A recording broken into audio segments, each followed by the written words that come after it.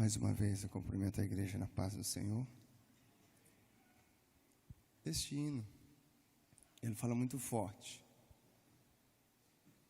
que Jesus é o nosso guia e nós devemos confiar nele. Será que nós temos realmente confiado nele e no que ele tem falado? A Bíblia nos diz que Jesus começou o seu ministério terreno cheio do Espírito Santo, indo a uma sinagoga e dizendo ao povo: o Espírito do Senhor está sobre mim, e Ele me ungiu para levar mensagem a algumas pessoas que não reconhecem como estão. Eu vim trazer liberdade aos cativos, vir abrir os olhos dos cegos, eu vim anunciar o ano aceitável do Senhor e dizer para vocês que se vocês não aceitarem a mensagem, não tem como entrar no reino de Deus.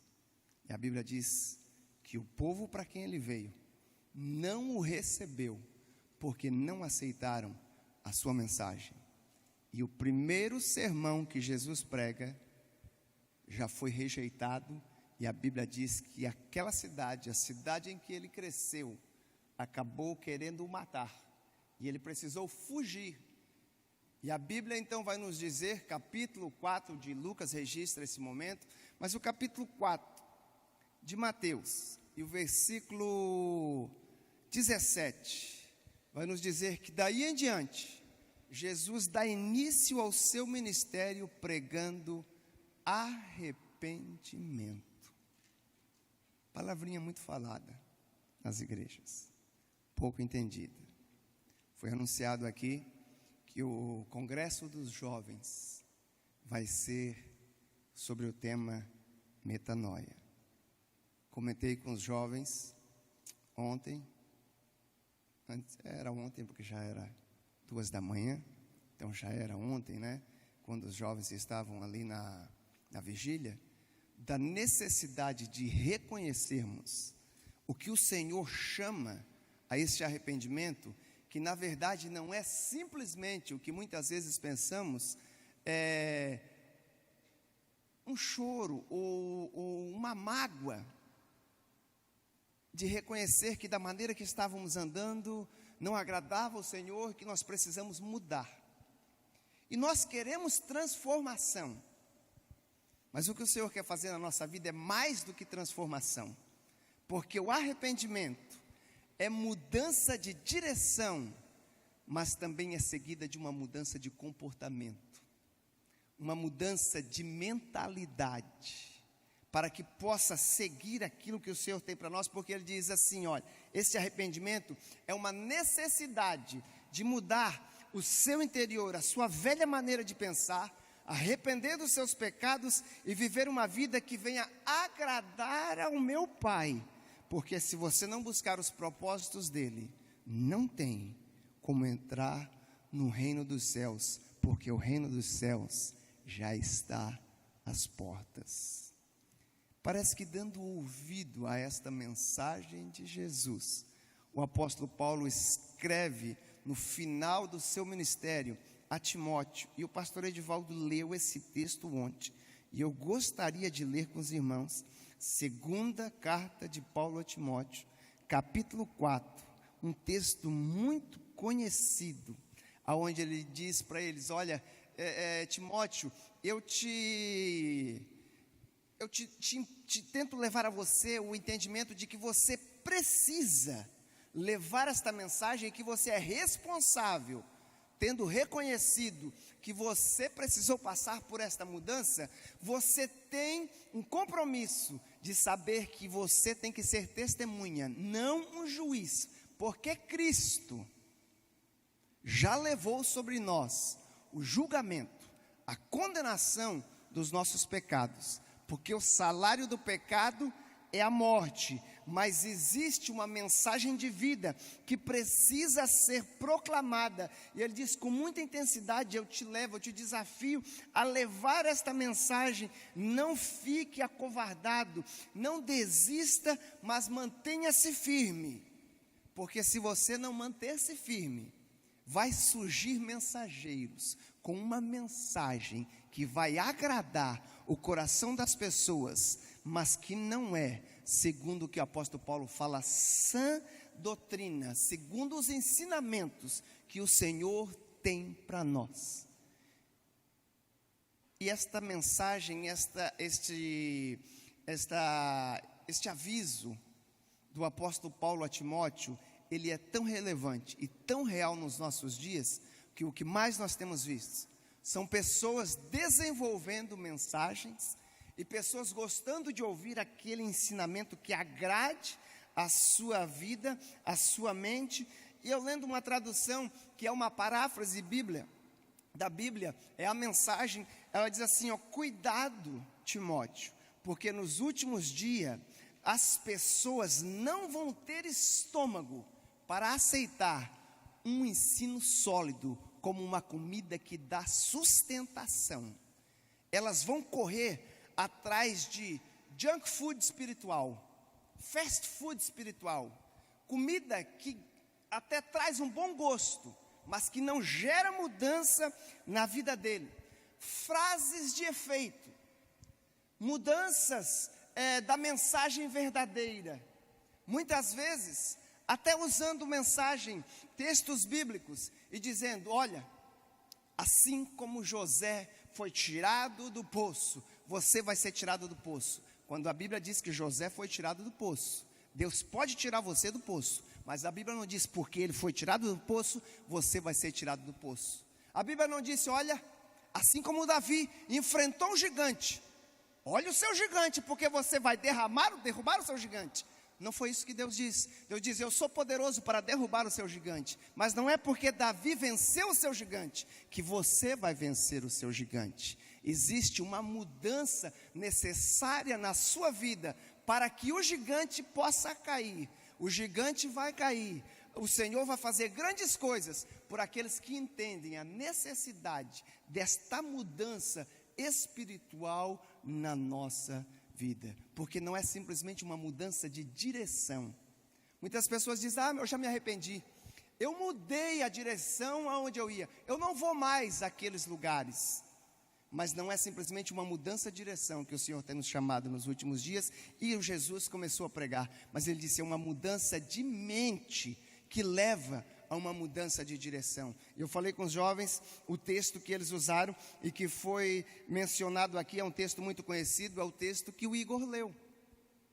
Um texto que o apóstolo Paulo fala com a igreja, olha, pelo amor de Deus, eu quero que vocês entendam o que o Senhor espera de vocês, que vocês ofereçam a vossa vida como um sacrifício a Ele, santo, agradável ao Senhor, e não vos conformeis com este mundo, mas sede transformados ou renovados, transformados através da renovação da vossa mente. Nós queremos a transformação, mas não queremos a renovação da nossa mente e o entendimento, que sem esta mudança, sem este entendimento, que desta maneira, da maneira que nascemos, influenciado pelo pecado de Adão, não tem como alcançarmos o reino de Deus. Precisa de muito mais do que uma transformação, precisa de uma renovação do entendimento, precisa de uma renovação do nosso espírito, da nossa alma, que vai gerar então uma mudança visível no nosso corpo.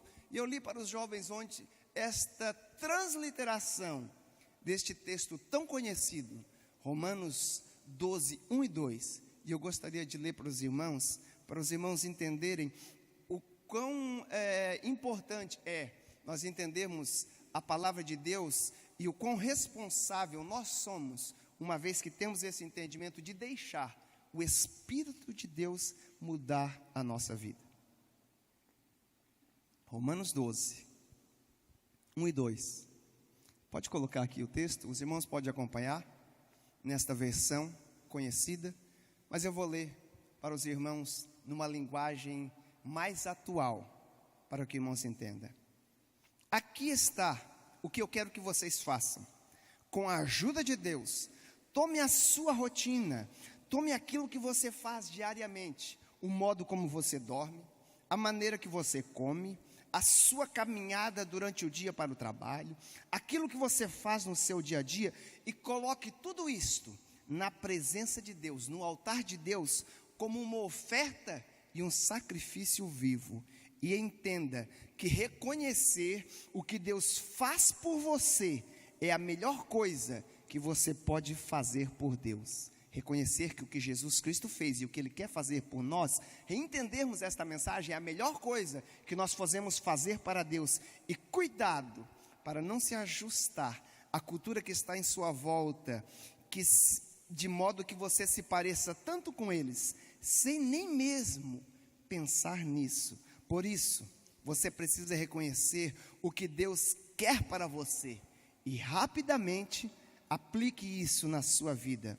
Porque ao contrário da cultura ao seu redor, que está sempre tentando te levar para baixo, ao nível deles de imaturidade, que não agrada a Deus, o que Deus quer fazer é o seu melhor se tornar uma realidade, desenvolvendo um caráter de maturidade na sua vida, a semelhança de Cristo.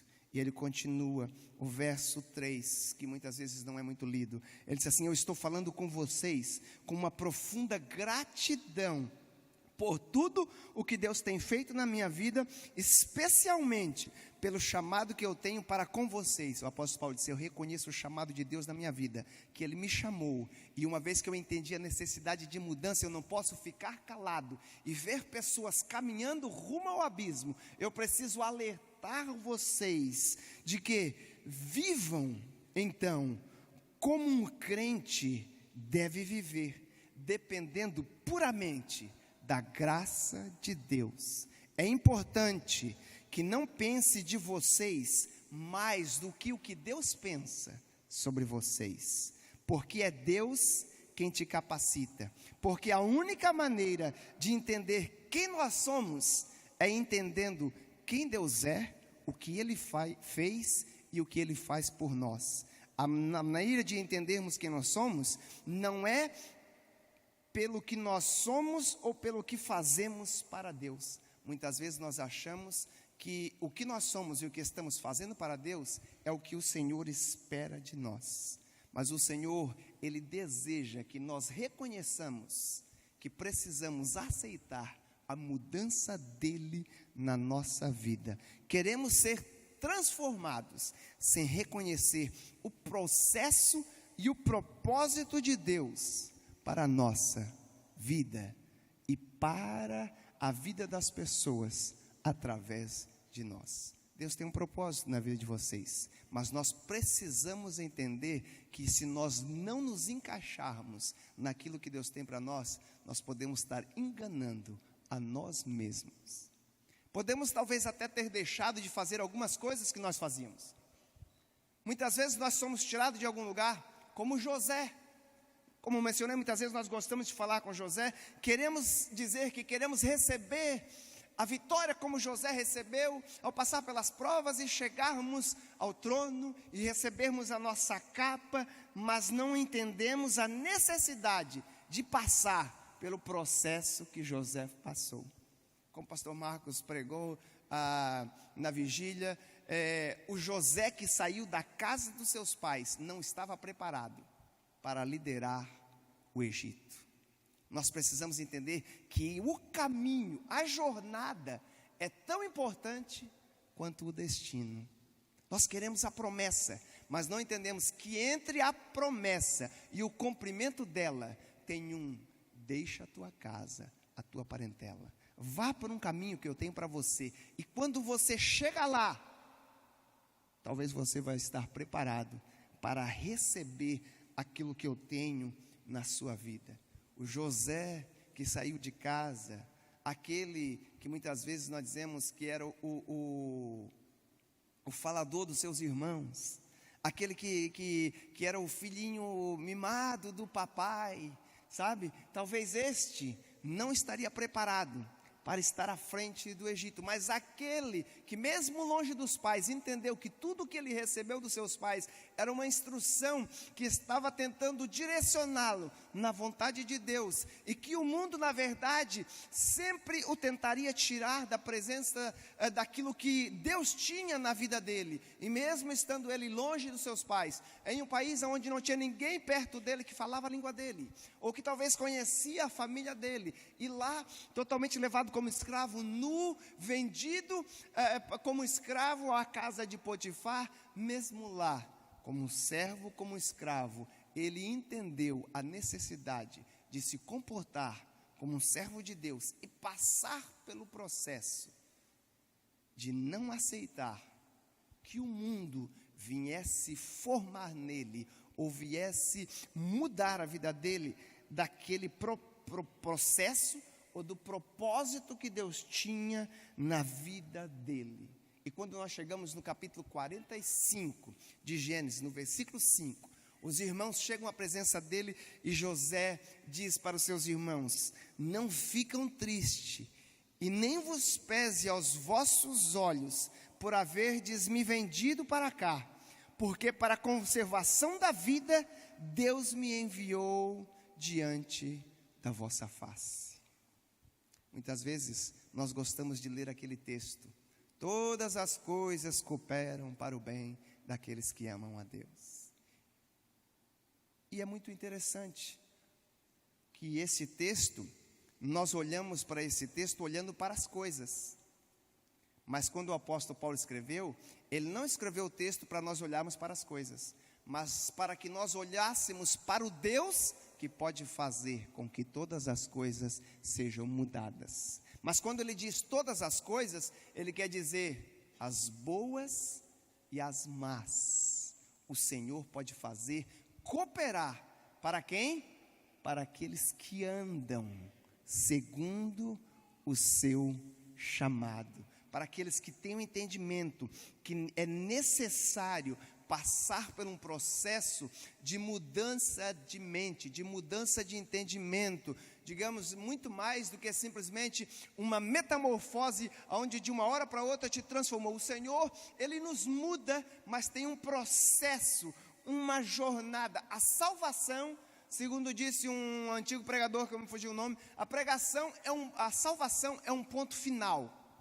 O Senhor nos salva, foi uma vez por todas, o Senhor Jesus já fez isso, Ele nos salva. Agora tem uma coisa: o processo da jornada, a santificação, é uma vírgula, e que nós precisamos então caminhar por ela, para chegarmos naquele momento em que o Senhor vai dizer: você está preparado para o que eu tenho para a sua vida. Eu comentei com os jovens, e eu gostaria de falar com os irmãos, como aquele adolescente que, andando pelo jardim, viu uma borboleta ou uma lagarta que estava em processo de transformação para borboleta, que estava dentro de um casulo e estava lutando, estava naquela batalha para tentar sair daquele casulo.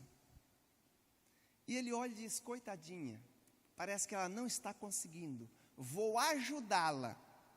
Vai em casa, pega um estilete afiado e com muito cuidado ele corta para que não machuque a borboleta que está dentro.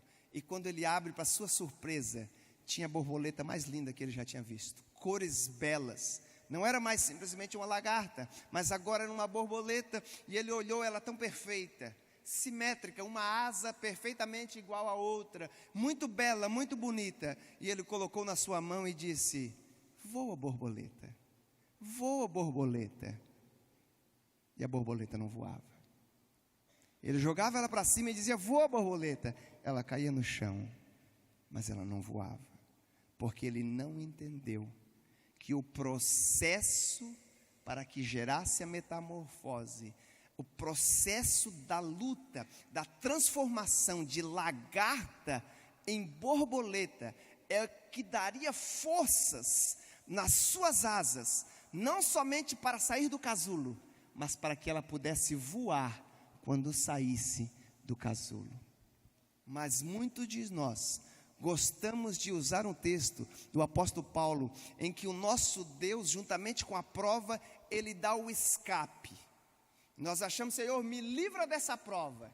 E nós não entendemos que no original a Bíblia não fala de escape, mas a Bíblia diz que junto com a prova Ele dá força para passarmos por essa prova, para que saiamos aprovado, para que entendamos neste caminho que vamos nos tornar o que o Senhor tem para as nossas vidas. Metanoia é esta mudança de mente, porque como uma lagarta ela arrastava-se e comia só o que via no chão, mas como uma borboleta, agora ela vai voar. Ela vai alcançar os lugares que o Senhor projetou para uma borboleta. Sem a mudança de mente, ela não faria tudo o que Deus tinha planejado para ela. A mudança de mente que o Senhor tem para fazer na nossa vida é uma mudança espiritual. A Bíblia chama isso de um novo coração que eu quero colocar na vida de vocês. Tirar esse coração de carne, influenciado pelo pecado, esse coração contaminado, como disse o apóstolo Paulo, que você quer fazer o que é certo, mas que você não consegue. E aquilo que você não quer fazer é o que você faz, porque você ainda não entendeu que o que aconteceu lá no jardim do Éden influencia toda a raça humana desde então. E nós não entendemos que a mudança que o Senhor quer fazer na nossa vida, aí sim vai nos levar a uma mudança de direção, uma mudança de caminho, porque nós vamos entender, como disse o pastor ontem, não é simplesmente porque Deus diz não matarás, não farás isso, ou uma regra, uma lei que pesa. Não, nós vamos entender que aquilo é bom e agradável, porque é a perfeita vontade de Deus para as nossas vidas, e nós vamos ter prazer em obedecer e viver, porque melhor do que simplesmente uma mudança de direção, a mudança que o Senhor quer fazer na nossa vida é que nos leva na direção que Deus tem para nós. A mudança dele é que vai nos orientar a caminhar segundo o que o apóstolo Paulo diz, de glória em glória, alcançarmos esta estatura de varão perfeito que o Senhor tem para as nossas vidas. Sabe, muitas vezes nós não entendemos a mensagem do hino que foi cantado aqui, diz que é Jesus que é o nosso guia, é Ele que deve nos mostrar o caminho, e nós olhamos para Davi na batalha, junto com o gigante Golias, e eu sempre gosto de usar esta ilustração que eu aprendi num livro de Charles Spurgeon, onde ele diz, nós imaginamos que nós somos Davizinho, enfrentando Golias, e esquecemos que aquela batalha era muito mais do que uma batalha do povo de Israel contra o povo filisteu. Ali era uma batalha entre quem tem aliança com Deus e quem não tem aliança com Deus. Quando Davi olha o gigante, ele não olha o tamanho, ele não olha os anos de experiência, mas sabe o que ele olha? Pastor Tony Evans, ele fala algo muito engraçado, mas ele diz que Davi olha e diz, ele ainda não foi cortado. O que é isso? Enquanto todo mundo olhava para o tamanho, Davi olhou para as partes genitais dele e disse, ele é incircunciso, ele não tem aliança com Deus, porque a incircuncisão era um símbolo de aliança. Ele disse, ele não está debaixo da aliança, eu estou debaixo de uma aliança com Deus, porque Deus tem compromisso com quem está debaixo da sua aliança. Ah, mas ele é muito grande. Ele diz, mas você não entende, eu sou pequeno, mas o meu Deus é grande, o meu Deus é poderoso, o meu Deus é que vai fazer isso. E aquele Davizinho que estava lá cuidando das ovelhas de seu pai, este mesmo Davi que enfrentou o Golias com 17 para 18 anos, segundo diz alguns historiadores, ou um pouco mais, ele não estava preparado para subir no trono, mesmo tendo a promessa, e ele teve que passar por um processo que durou mais ou menos quase que 20 anos, até que ele chegasse no trono. Teve que passar pela perseguição do rei, teve que passar pela caverna de Adulão, teve que passar pelo deserto, mas com o entendimento de que o Senhor estaria com ele, e aquilo o levaria para que ele tomasse posse daquilo que Deus tinha para ele. E como eu comentei ontem com os jovens, nós gostamos de falar de Davi, e esperarmos que tomássemos a posição de Davi, que Davi chegasse ao trono rapidamente. Por que Deus permitiria que um rei que não agrada o coração de Deus, um rei ímpio, dentro do povo de Deus, mas que não era obediente ao Senhor, continuasse ali até completar os seus 40 anos de reinado, e Deus não permitiu que Davi logo chegasse ao trono? Segundo o comentarista que eu li, talvez para que eu e você pudéssemos ouvir as lindas histórias e experiências de um homem segundo o coração de Deus, que pôde passar por essas provas e dizer para nós: por que estás abatido, ó minha alma? Por que você olha para essas dificuldades e acha que elas vão te abater? Espera em Deus, espera em Deus, para que através daquela caverna de Adulão e todas aquelas pessoas que esperassem nele, estava forjando nele o caráter daquele que o Senhor queria forjar na vida dele. E Davi venha se tornar um dos personagens bíblicos que mais nos aponta para Jesus. Como eu falei, nós imaginamos que somos Davi enfrentando Golias, mas na verdade a Bíblia diz que eles estavam chamando ali um representante que tivesse a coragem de descer e enfrentar o exército. E o exército, e aquele que vencesse daqueles representantes, o exército seria considerado o vencedor. Sabe, muitas vezes nós olhamos para esses momentos e nós imaginamos que nós conseguiríamos fazer. Nós olhamos para Adão e Eva e nós imaginamos: se eu estivesse lá, eu não teria deixado Eva ter comido daquele fruto. Se eu estivesse lá. Meus irmãos, nós talvez teríamos feito o pior. Nós não entendemos que eu e você não somos o pequeno Davi. Sabe quem nós somos? Nós somos os soldados que estavam lá em cima do monte, tremendo, batendo o joelho, sem medo e coragem de ir enfrentar um gigante, de correr o risco de perder a sua vida. Mas a Bíblia diz que Isaías teve uma visão, e alguns historiadores e estudiosos da Bíblia dizem que ele teve uma visão do eterno passado, aonde ele viu uma conversa da Trindade, aonde eles disseram: a quem enviaremos e a quem há de ir por nós? Quem será capaz de de enfrentar este inimigo que tem feito com que a humanidade perdesse a sua posição e aquilo que eu tinha preparado para eles? E a Bíblia nos diz que antes mesmo da fundação do mundo, o Filho de Deus disse: eis-me aqui, eu vou descer e eu enfrentarei, e eu trarei-os de volta para nós. Sabe, Davi enfrentando aquele gigante era Jesus, e a Bíblia diz que quando ele venceu, eu e você, que estávamos com medo de descer o monte para enfrentar o gigante, nos tornamos juntamente com ele mais do que vencedores, porque a Bíblia diz que Davi arrancou a cabeça de Golias, ele levantou a cabeça e todo o povo desceu clamando com grande grito, e a Bíblia diz que o inimigo fugiu.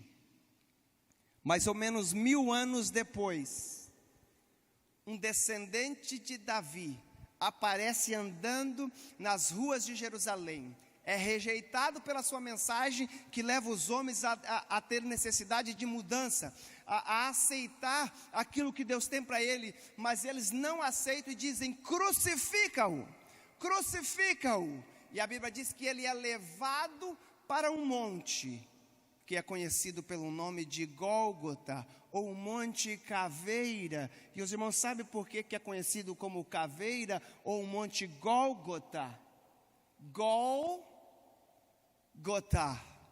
Golias de Gate, porque Davi pegou a cabeça de Golias e ele escondeu numa das montanhas daquela região, que veio ser a mesmo local onde o nosso Jesus veio morrer, tomar o lugar numa cruz, para que nós pudéssemos agora ter um livre acesso ao Pai, pelo que Ele fez por nós. Por isso que é preciso nós entendermos o que o Senhor tem para fazer para nós, porque talvez, olhando nós para a cruz, nós achamos, é muito difícil, mas o Senhor disse, se você não entender, que você precisa passar por este caminho, que é apertado, que é difícil, mas é de abandonar tudo o seu entendimento, toda a sua maneira de pensar, que você acha que vai te levar àquilo que agrada a Deus, você não entende que todas as suas obras, tudo aquilo que você faz querendo apresentar a Deus,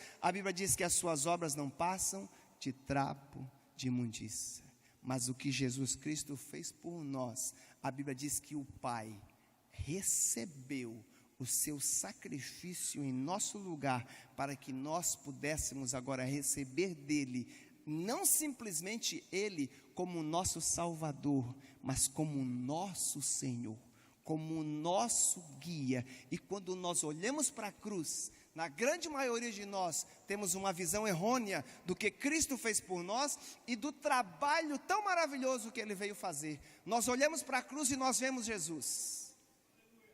Deus olha para a cruz e ele não vê Jesus.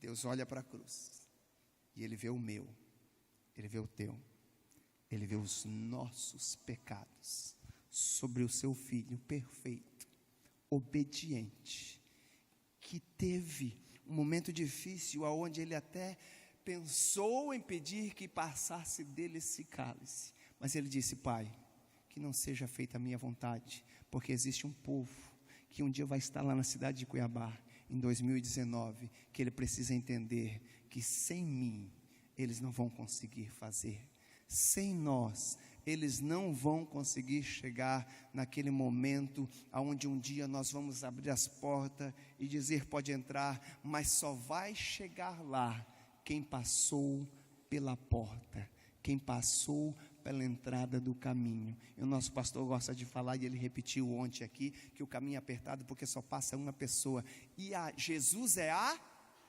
porta, mas a cruz é a dobradiça, que abre essa porta, para que nós podemos entrar. E Jesus então diz, se você não negar-se a si mesmo, e não tomar sobre si a sua cruz, o que ele estava dizendo? Eu sou o caminho. Quando o escritor de Hebreus capítulo 4 vai dizer, Jesus já inaugurou, e já nos mostrou o caminho que devemos seguir, ele diz, é o quê? Qual que era o caminho? O caminho é o caminho da morte, é o caminho da negação, é o caminho que nós não queremos tomar. Nós queremos o caminho do ego, o caminho que nos levante, que diz, olha, você consegue, você pode, você faz, e você vai ser o cara, você vai ser a pessoa. Mas sem Jesus, a Bíblia diz que nós não somos nada. Sem Jesus, nós não vamos chegar a lugar algum. E por isso que Jesus vem e diz, vocês precisam arrepender-se. Vocês precisam de uma metanoia. Enquanto nós estávamos ali ouvindo essa mensagem, o evangelista Epitácio, ele falou,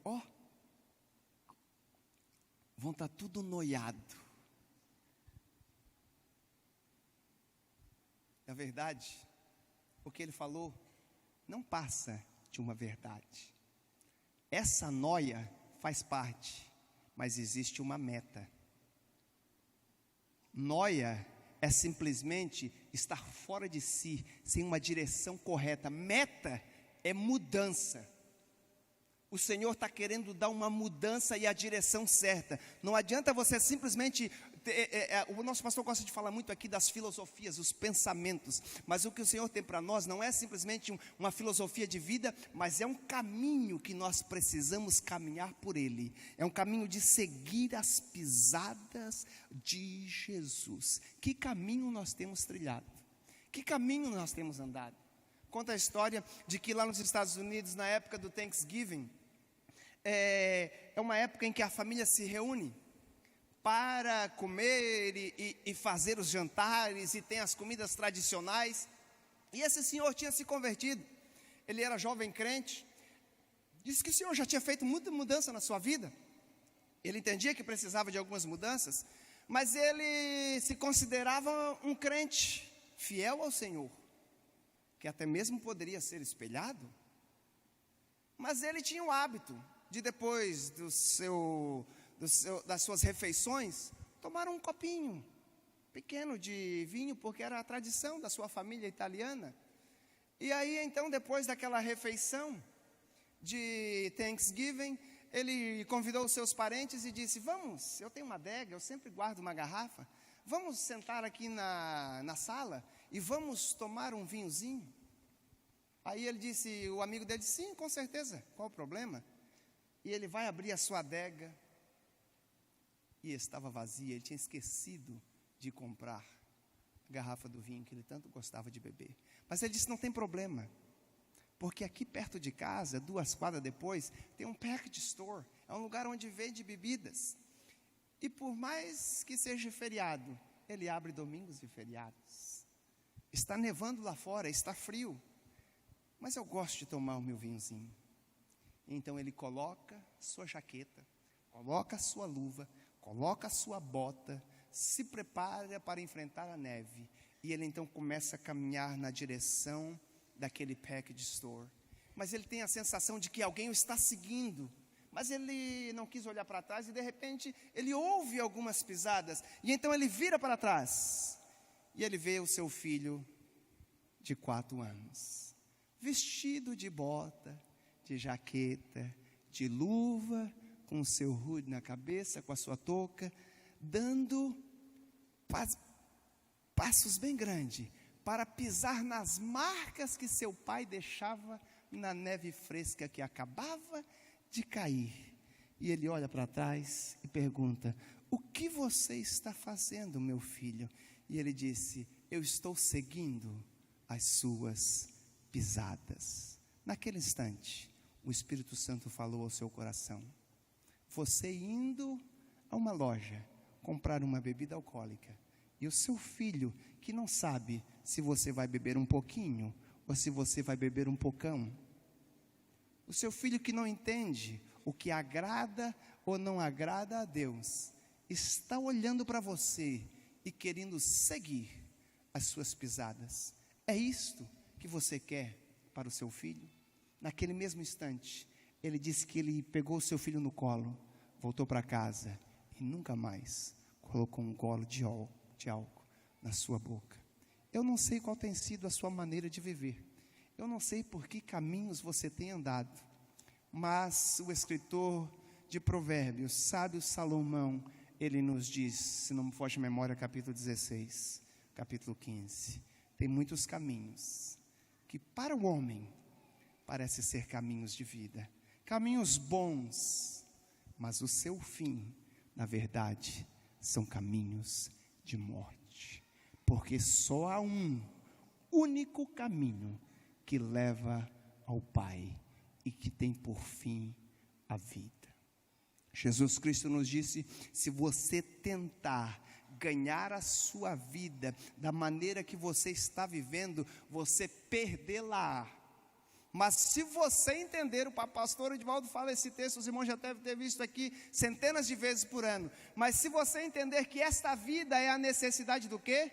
Metanoia, mudança de mente, a sua psique transformada. Se você entender que da sua maneira de viver, essa sua maneira de pensar, não tem como chegar a Deus, e você perder essa sua maneira de viver, para receber a maneira de Deus, vai gerar uma vida, que é a vida de Deus na sua vida, e esta vida é uma vida que a Bíblia chama de abundante, é uma vida que não terá mais fim, é uma vida de gozo e de esperança, preparado para aqueles que querem entender a necessidade de ter Jesus como nosso guia, confiar que mesmo que eu ande pelo vale da sombra da morte, imagine se Davi talvez teria o entendimento ou a possibilidade de falar isso quando ele ainda era um jovem pastor de ovelha, mas depois da sua experiência ele disse: olha, ainda que eu ande pelo vale da sombra da morte, eu não temerei mal algum, porque eu sei que o Senhor está comigo. O Senhor, Ele nos coloca em algumas posições, em alguns momentos difíceis, para nos ensinar a necessidade de depender dEle totalmente.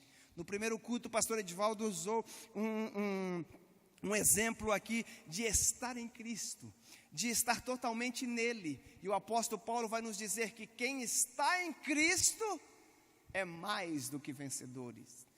A quem está em Cristo, ele não vai deixar, capítulo 8, ele não vai deixar as dificuldades da vida, ele não vai deixar a fome, ele não vai deixar nada o tirar desta posição dele, porque nenhuma condenação há para os que estão em Cristo Jesus, mas que não andam mais o quê? Segundo a carne, mas que entenderam a necessidade de, através do Espírito de Deus, receber o que eu chamo de um upgrade. O Senhor não quer simplesmente pegar tudo que você tinha e deletar. Não, o nosso Deus não formata. O nosso Deus, Ele renova e restaura, e Ele faz algo novo muito melhor. Pastor, aquele programinha de Bíblia, não baixava e não conseguia ler no meu computador, porque era o Windows 10, no Windows 7, no Windows do Senhor era o Windows 10, porque o Windows 10, ele abrange até o Windows mais simples que seja. O que o Senhor quer fazer conosco, independente da sua maneira de viver. Tem uns que talvez já sejam um Windows 7, outros ainda são um Windows XP, mas a versão que o Senhor quer nos dar é tão atualizada, que ela vai alcançar todos os estilos de vida, e vai nos levar a uma nova versão, a uma nova atualização, capaz de ser conectado com o Espírito de Deus, que vai conectar com o nosso espírito e vai dizer: você pode ser filho de Deus e entrar pelas portas no reino que está preparado para você antes da fundação do mundo. Mas sem esta renovação, sem esta mudança, não tem como chegar ou receber aquilo que o Pai tem preparado para você.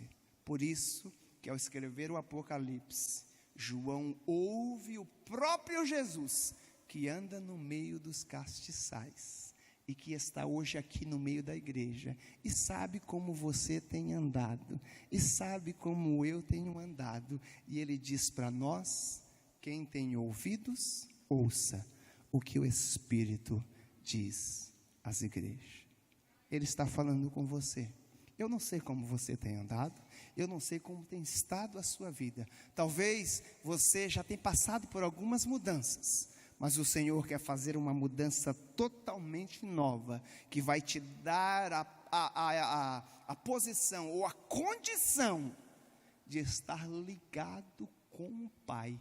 E é um novo coração, não mais este coração de pedra, mas um coração de carne. Ele quer fazer com você uma aliança, assim como Davi olhou para Golias e disse: ele não tem aliança. O Senhor está aqui hoje falando com vocês: eu quero fazer uma aliança com você, porque quem tem aliança comigo, eu tenho compromisso com Ele, e aqueles a quem o Pai me deu, de maneira nenhuma eu lançarei fora, mas de bom grado eu quero apresentá-los ao meu Pai e dizer: eis aqui aqueles que eu conquistei na cruz do Calvário.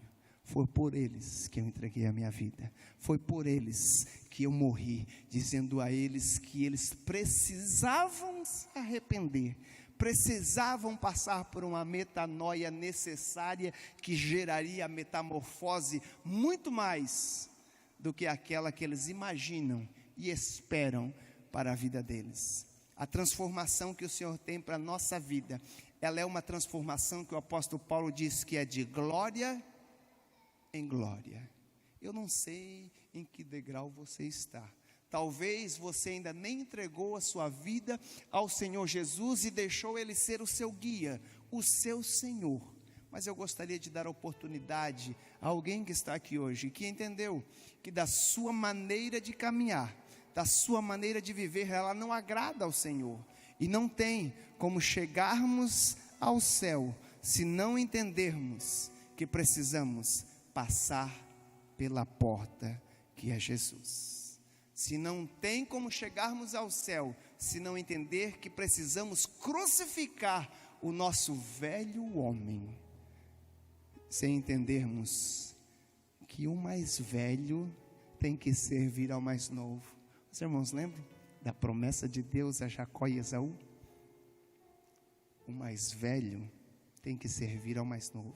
A sua velha natureza tem que estar serva da nova natureza que o Senhor tem para você.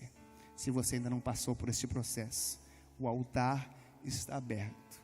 Eu gostaria de convidar você que gostaria de fazer uma aliança com o Senhor, que gostaria de ter a vida de Cristo na sua vida, que gostaria de aceitar o desafio de andar por caminhos novos, de andar por caminhos que aos nossos olhos podem não parecer bom, mas o fim, o Senhor sabe aonde Ele está nos levando.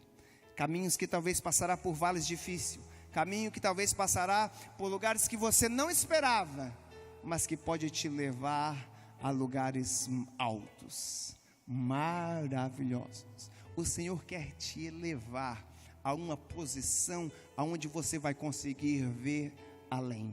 Talvez agora você não consiga ver, talvez você esteja como aquele salmista que diz: olho para os montes, de onde me virá o socorro? Muitas vezes nós olhamos, mas eu olho para os montes, mas na verdade o salmista não estava olhando para os montes.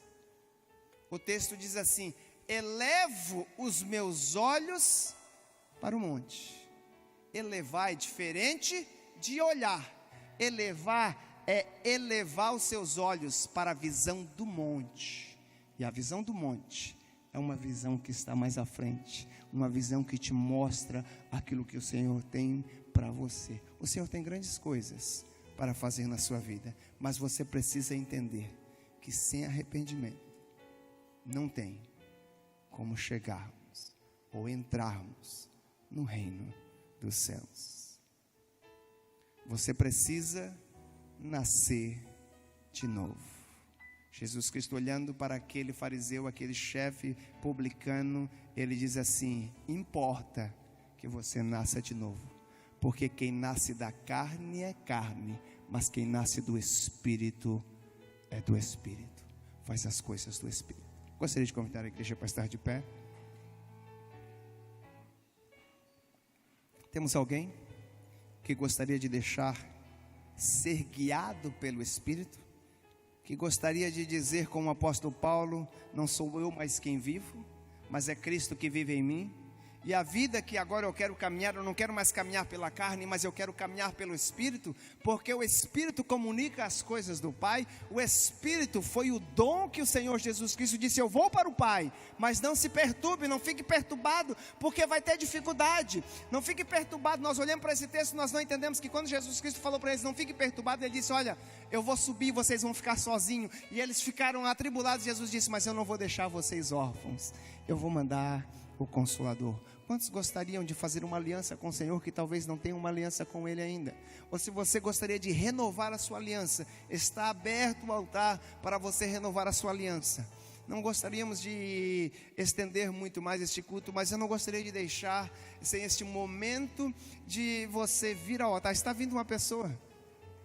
Se tivermos mais alguém que gostaria de entregar a sua vida ao Senhor e dizer: Senhor, eu sei que eu tenho tentado e não conseguido. O Senhor está pronto para fazer este upgrade necessário na sua vida. Temos mais alguém que gostaria de deixar o Senhor renovar, restaurar, transformar e te direcionar para um momento quando a trombeta tocar e estiver preparado para entrar pelas portas? Temos mais alguém?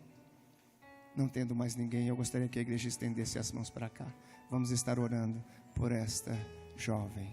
Pai amado, aqui está a tua filha, que entendeu a necessidade, reconheceu que precisa arrepender-se da sua maneira de viver, do seu estilo de vida, e entende que o que tu tens para ela é maior e melhor. Espírito Santo de Deus, venha sobre a vida dela neste momento. Pai amado, você morreu pelos seus pecados. Senhor, venha perdoá-la, Senhor, e dizer para ela que o Senhor a justifica, a declara justa como se não tivesse pecado, e agora dá uma nova vida, uma nova formatação de vida. E através do Espírito Santo, Senhor, venha dizer a ela o que o Senhor tem e o que o Senhor quer fazer na vida dela. Espírito Santo, venha direcioná-la, venha guiá-la, venha consolá-la e confortá-la. Apresentamos ela a Ti, pois Tu és aquele que convence o homem da justiça, do juízo e do pecado. Te agradecemos pela vida desta mulher, Senhor. Se tiver mais alguém que não esteve com coragem de vir à frente, aonde quer que ele esteja, Espírito Santo, convence, leve a eles o entendimento da necessidade de transformação, pois precisamos de Ti, e sem Ti nada podemos fazer. Pai amado, Te louvo e Te agradeço por este momento em que estivemos na Tua presença, ouvindo e aprendendo de Ti. Venha gerar a mudança necessária na nossa vida. É o que eu Te peço e Te agradeço, no nome de Jesus. Que Deus abençoe os irmãos. Amém.